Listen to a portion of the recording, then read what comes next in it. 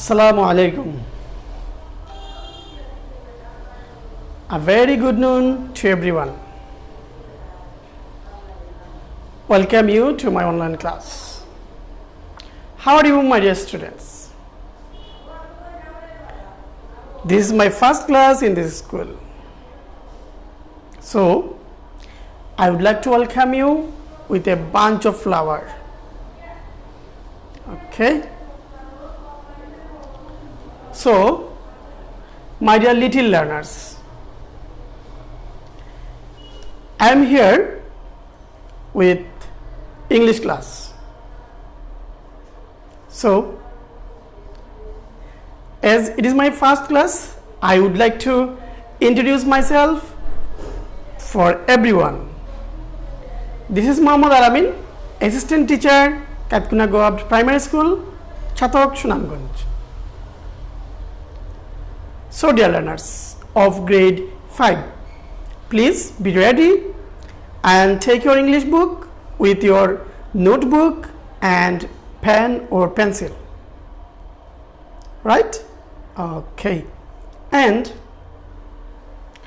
who are joining with me right now and who are watching this video from anywhere in Bangladesh, I would like to thank you everyone, and please share this class if you like this class so that other students and other guardians join with you. So, I am going to start my class right now. My dear little learners, I think you are ready. Okay. So, dear learners, I am going to work on question number 12, that is rearranging sentences. My dear learners, you know that you have to answer question number 12 and it carry 12 marks. Sorry, it carry 10 marks. 12, question number 12 and 10 marks, right? You have to answer 5 questions accordingly, right? পঞ্চম শ্রেণীর শিক্ষার্থী বন্ধুরা,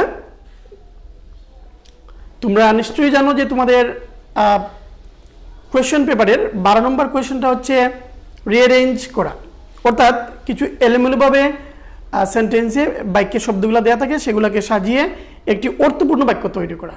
তোমরা নিশ্চয়ই সেটা জানো। তো আজকে আমি তোমাদের সামনে এরকম একটা মডেল কোয়েশ্চেন নিয়ে আলোচনা করতে যাচ্ছি। সো তাহলে আমার শেষ পর্যন্ত আমার সাথেই থাকো।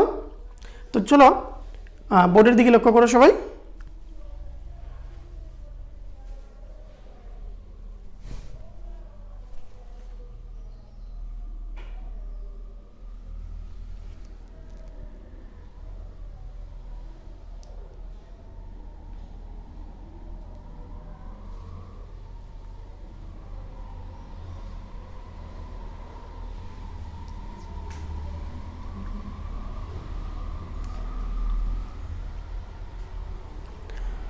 So, dear learners, let me know, do you watch it clear or not? Okay, thank you everyone. So, here you see, I have written here simple questions, okay? পঞ্চম শ্রেণীর শিক্ষার্থী বন্ধুরা অথবা যারা চতুর্থ শ্রেণীতে পড়ো, তোমরাও ক্লাসটি দেখে নিতে পারো, কারণ তোমাদেরও অ্যানুয়াল পরীক্ষায় এই কোয়েশ্চেন নাম্বার 12 আনসার করতে হয়। তো শিক্ষার্থী বন্ধুরা, আমরা এই রিঅ্যারেঞ্জ এটা সলিউশন করার আগে আমরা কিছু বেসিক জিনিস নিয়ে আলোচনা করব। তাহলে তোমরা একটু মনোযোগ দিয়ে লক্ষ্য করো। আমরা জানি যে সেন্টেন্সের স্ট্রাকচার কিভাবে হয়। আচ্ছা, প্রথমে আমরা বাংলায় কথা বলি। হ্যাঁ, আমি যদি বলি এভাবে, যেমন তোমরা আমার বোর্ডের ডান দিকে লক্ষ্য করো, দেখা যাচ্ছে কি? ওকে। তো আমি যদি বলি এভাবে, যেমন আমি খাই ভাত। আচ্ছা বলো তো শিক্ষার্থী বন্ধুরা, আমি খাই ভাত, এটা কখনো শুনেছো? অবশ্যই না। তাহলে এটা কি হবে? এটা হবে আমি ভাত খাই, রাইট? এটা হচ্ছে তোমার সঠিক। এটা যদি বলো আমি ভাত খাই, তাহলে যে কোনো কেউ তোমাকে বুঝতে পারবে যে তুমি ভাত খাচ্ছ, রাইট? কিন্তু তুমি যদি বলো আমি খাই ভাত, এটা কোনো অর্থ হলো না। ঠিক তেমনিভাবে ইংরেজির ক্ষেত্রেও কিন্তু আমাদের বাক্য তৈরির ক্ষেত্রে একটা সিকোয়েন্স আছে যে আমি কখন কোনটা ব্যবহার করব, রাইট? তো এই সিকোয়েন্সটা হলো তোমরা দেখতে পাচ্ছ, প্রথমে হচ্ছে আমাদের সাবজেক্ট দিতে হয়, তারপরে হচ্ছে আমাদের একটা ভার্ব আছে, তারপরে হচ্ছে অবজেক্ট, রাইট? ওকে, এই ভার্বটা কিন্তু আবার আমার দুই ধরনের হয়ে থাকে, একটা হচ্ছে আমার অক্সিলারি ভার্ব প্লাস আরেকটা হচ্ছে main verb, right?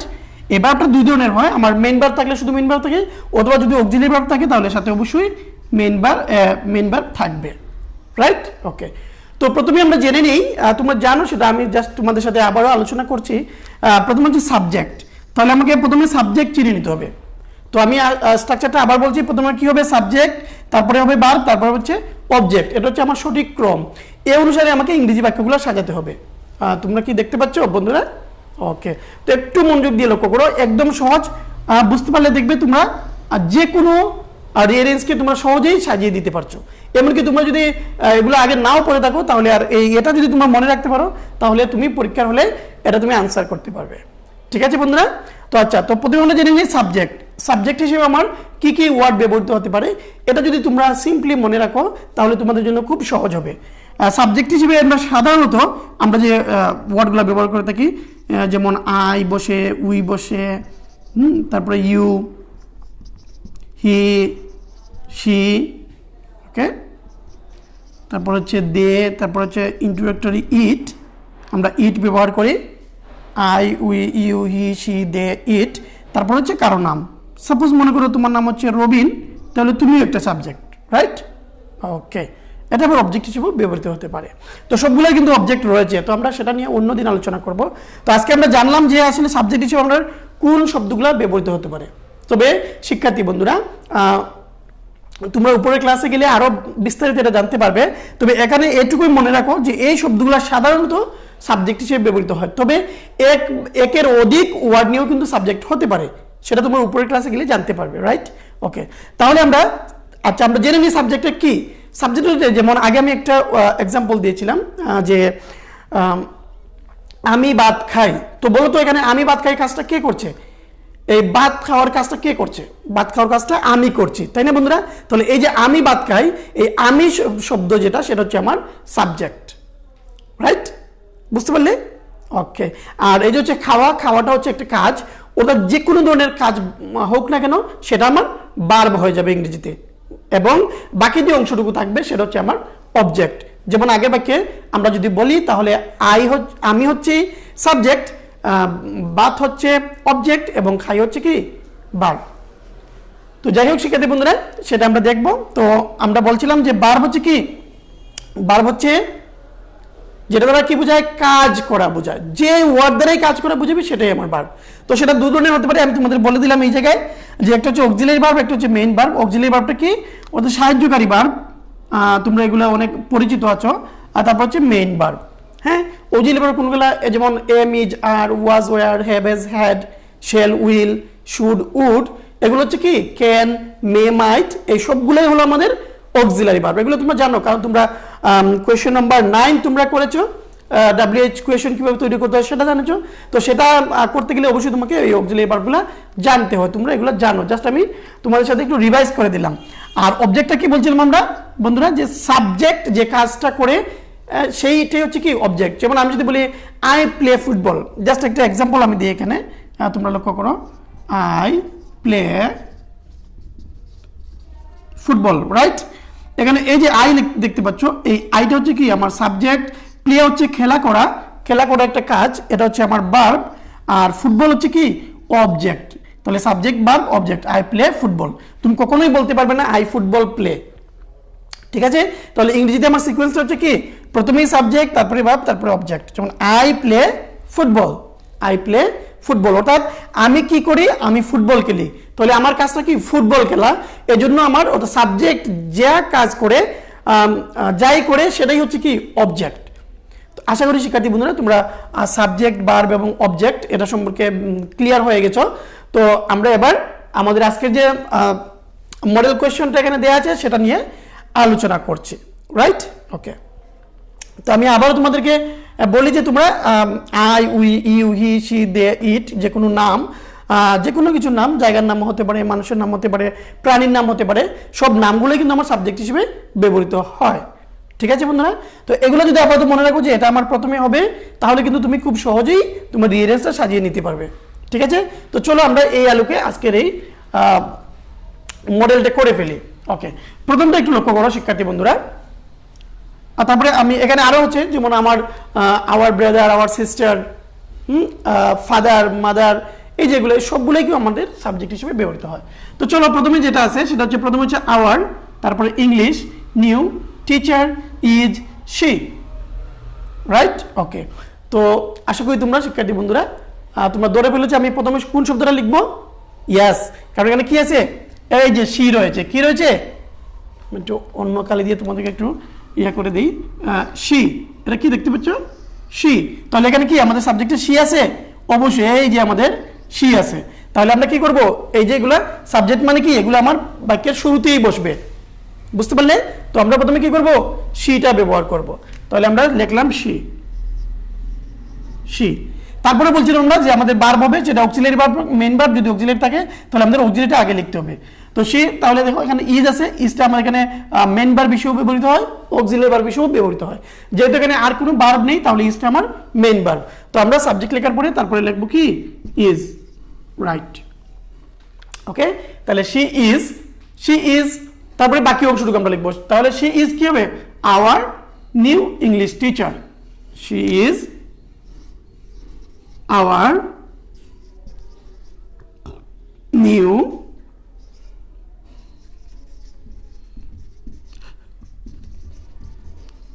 English teacher.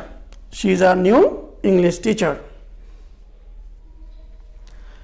দেখা যাচ্ছে শিক্ষার্থী বন্ধুরা?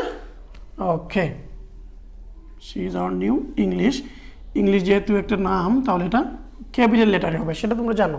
ওকে, she is our new English teacher. Right? তাহলে চলো আমরা বিতে চলে যাই।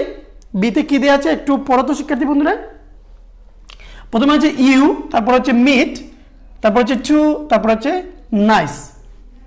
এখানে দেখে সুন্দর শিক্ষার্থী বন্ধুরা, এখানে ইউ আছে, তাহলে ইউ আমরা প্রথমে লিখবো, এটা তো আমাদের নিয়ম, তাই না বন্ধুরা? কিন্তু এই দ্বিতীয় বাক্যের ক্ষেত্রে আমাদেরকে অন্য একটা পন্থা, অন্য একটা বিষয় খেয়াল করতে হবে শিক্ষার্থী বন্ধুরা। এটা দেখো তো যে ইউ মিট টু নাইস, আমি যদি এভাবে দিই ইউ মিট টু নাইস, এটা কিন্তু আমার হবে না। রাইট?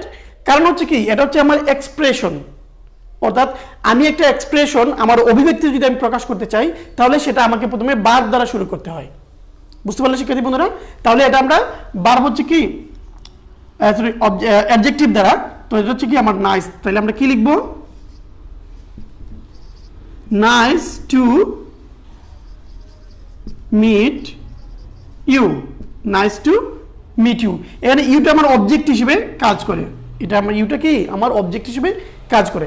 তো যেমন এরকম যদি আমরা একটা উদাহরণ দিই বন্ধুরা, যেমন আমরা দেখছি আরেকটা see you later, এরকম পাই না আমরা, see you later, see you later, এটা আমার এভাবেই বাক্যটা লিখতে হয়। রাইট? তো এগুলো হচ্ছে কি, এগুলো হচ্ছে আমার একটু ব্যতিক্রম, তোমরা এগুলো প্র্যাকটিস করলেই বুঝতে পারবে। এটা হচ্ছে আমার এক্সপ্রেশন, এক্সপ্রেশন যদি আমরা পাই তাহলে কিন্তু এগুলো আমার এভাবেই লিখতে হবে। তো এগুলো আমাদের কয়েকটা এক্সপ্রেশন আছে, তোমরা এগুলো অনুশীলন করলে এগুলো বুঝতে পারবে। তো প্রথমটা হচ্ছে কি নাইস টু মিট ইউ, তারপরে আমরা দেখলাম সি ইউ লেটার, এভাবে। ওকে, তো চলো আমরা সিতে চলে যাই। সিতে কি আছে, his English wants he to improve.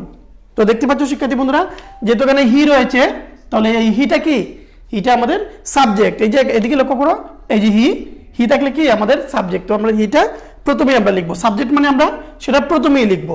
বুঝতে পারলে? তাহলে হি, তারপর হচ্ছে ভার্ব, ভার্ব কি আছে এখানে, এই যে ওয়ান্টস, ভার্বটা কি এখানে ওয়ান্টস, চাওয়া, কাজ করা বোঝায়, চাওয়া, কোনো কিছু চাওয়া, ওয়ান্টস। তাহলে হি ওয়ান্টস, সে কি চায়, হি ওয়ান্টস। তো পরবর্তী অংশটুকু আমরা লিখবো to improve, to improve, he wants to improve, কি তার ইমপ্রুভ করতে চায়, his English, he wants to improve his English. Okay, আমরা এটা মুছে নিচ্ছি শিক্ষার্থী বন্ধুরা, আশা করি তোমরা বুঝতে পারছো। আচ্ছা, ডিতে চলে যাই আমরা। ডিতে আছে you would answering some mind questions. Okay, তো এটাও কিন্তু আমাদের একটা এক্সপ্রেশনের পর্যায়ে পড়ে যায়, কারণ আমি তোমাকে যদি কোনো কিছু করতে চাই তাহলে প্রথমে তোমার কাছে আমাকে কি করতে হবে, হ্যাঁ তোমার কাছে আমাকে জানতে হবে যে তুমি এটা আসলে করতে চাও কিনা। তো এই ক্ষেত্রে আমরা এই বারটা আগে নিয়ে ওই যে এক্সপ্রেশনের ক্ষেত্রে আমরা বললাম কি, তাহলে এটা কি হবে, would you mind, would you mind, তারপর হচ্ছে আনসারিং সাম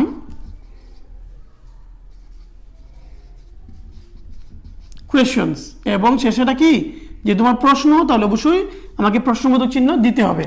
ওকে, তাহলে would you mind answering some questions, অর্থাৎ এটাও এক্সপ্রেশন। আমি প্রথমে তোমার কাছ থেকে জেনে নিলাম যে তুমি কিছু প্রশ্নের উত্তর দিতে রাজি আছো কিনা। ওকে, তুমি কিছু প্রশ্নের উত্তর দিতে চাও কিনা। তো would you mind answering some questions, right. Okay, তো পরে হচ্ছে কি, মাই প্লেজার ইটস। তো শিক্ষার্থী বন্ধুরা, আমরা দেখেছিলাম যে ইট আমাদের সাবজেক্ট হিসেবে বসে, তাহলে ইটটা আমরা প্রথমেই দিয়ে দেব ইটস। ইটস মানে ইট ইজ, মাই বাকি অংশ pleasure, it's my pleasure, it's my pleasure, right. Okay, তো শিক্ষার্থী বন্ধুরা, তোমরা প্রথমে লিখে নাও, আমি আবারও এগুলো আলোচনা করে দিচ্ছি।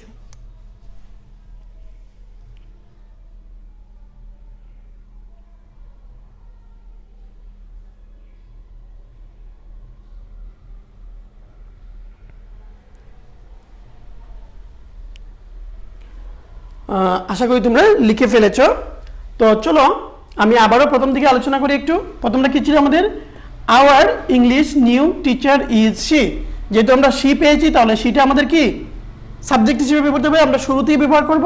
তাহলে শি ইজ, ইজটা হচ্ছে আমাদের verb, she is our new English teacher. You meet to nice, এটা হচ্ছে আমাদের এক্সপ্রেশন, এই জন্য আমরা নাইসটি আমরা আগে ব্যবহার করব, nice to meet you, right. Okay, his English wants he to improve, তাহলে হিটা আমাদের সাবজেক্ট, হি চলে আসবে, ভার্ব হচ্ছে wants, he wants to improve his English. You would answering some mind questions, তাহলে এটা কি হবে, would you mind answering some questions, এটাও একটা এক্সপ্রেশন। ওকে, তাহলে এটা হচ্ছে মাই প্লেজার ইটস, তাহলে ইটস মাই প্লেজার, এটা কি, ইটস মাই প্লেজার। তো আমার সাথে সাথে সবাই বলো, she is our new English teacher, she is our new English teacher. Repeat after me, she is our new English teacher. Nice to meet you. বলো আমার সাথে, nice to meet you. বলো, nice to meet you. He wants to improve his English. He wants to improve his English. He wants to improve his English.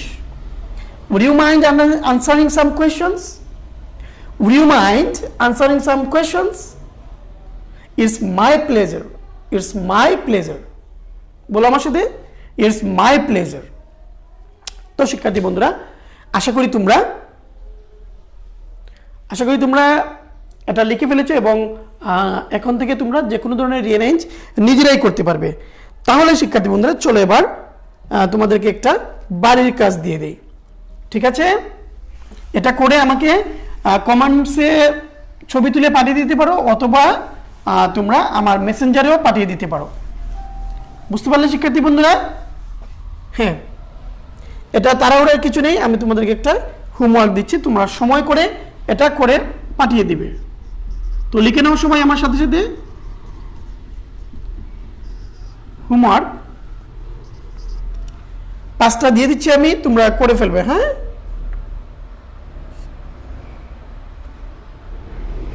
হচ্ছে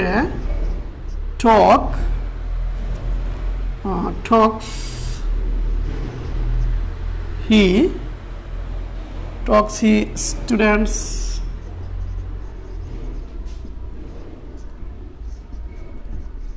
fire about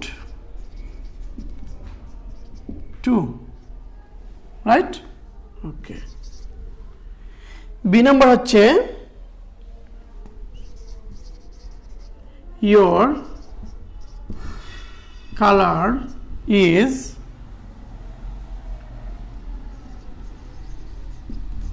what favorite, right? Okay, C হচ্ছে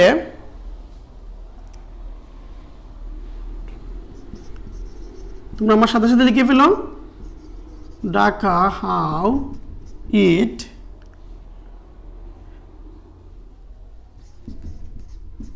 far is from. D হচ্ছে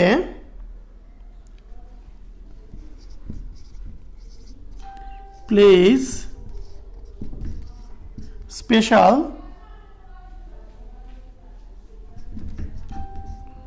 it's okay, E হচ্ছে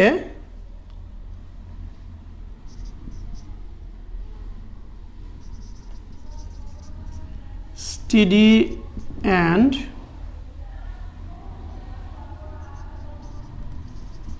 raise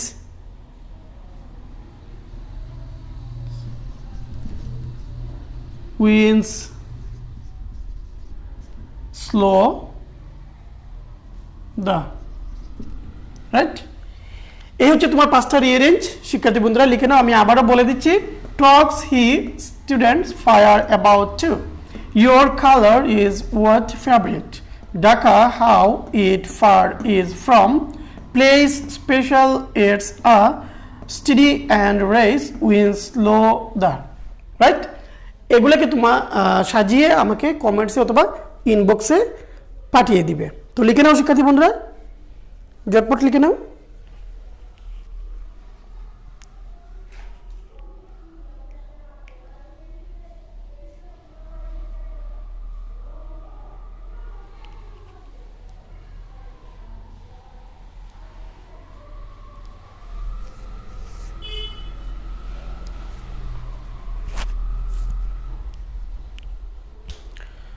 আশা করি শিক্ষার্থী বন্ধুরা তোমরা লিখে নিয়েছো এবং সবাইকে ধন্যবাদ জানাচ্ছি। তো আজকের ক্লাসটা কেমন লাগলো সেটাও জানিয়ে দেবে। যদি কোথাও কোনো সমস্যা থেকে থাকে তাহলে আমাকে কমেন্ট বক্সে জানিয়ে দিতে পারো, আমি ক্লাস শেষে তোমাদেরকে আনসার দেওয়ার চেষ্টা করব। তো শিক্ষার্থী বন্ধুরা, কোয়েশ্চেন নাম্বার 12 এটা হচ্ছে খুবই গুরুত্বপূর্ণ একটা পার্ট। এটা 10 মার্ক, একটু মনোযোগ দিলেই কিন্তু তুমি সহজেই 10 মার্ক পেতে পারো। তো আমি যে হোমওয়ার্কটা দিলাম শিক্ষার্থী বন্ধুরা এটা করার চেষ্টা করবে। অবশ্যই সাথে তোমার অভিভাবক রাখবে, যদি না বুঝো তোমার অভিভাবকের সাথে শেয়ার করতে পারো অথবা আমাকে আমার ইনবক্সেও পাঠিয়ে দিতে পারো। তো আজ এ পর্যন্তই ছিল, আগামী ক্লাস দেখার আমন্ত্রণ রইল। তার আগে বলে যেতে চাই শিক্ষার্থী বন্ধুরা, আমরা গড়ে আছি, অবশ্যই আমরা গড়ে থাকবো। আমাদের পরিস্থিতি এখনও স্বাভাবিক হয়নি, আমরা আশা করছি শীঘ্রই আমাদের পরিবেশটা, আমাদের আগের পরিবেশটা আমরা ফিরে পাবো, আমরা সবাই সেটা আশা করছি। তো যতক্ষণ পর্যন্ত আমাদের পরিবেশটা সঠিক না হচ্ছে, আমরা স্কুলে যেতে পারছি না, আমরা বাইরে যেতে পারছি না, আমাদের গড়ে থাকতে হবে এবং আমাদেরকে অবশ্যই স্বাস্থ্যবিধি মেনে চলতে হবে। ভালো থেকো সবাই, সুস্থ থেকো এবং অবশ্যই পড়াশোনার সাথে থেকো। ধন্যবাদ সবাইকে।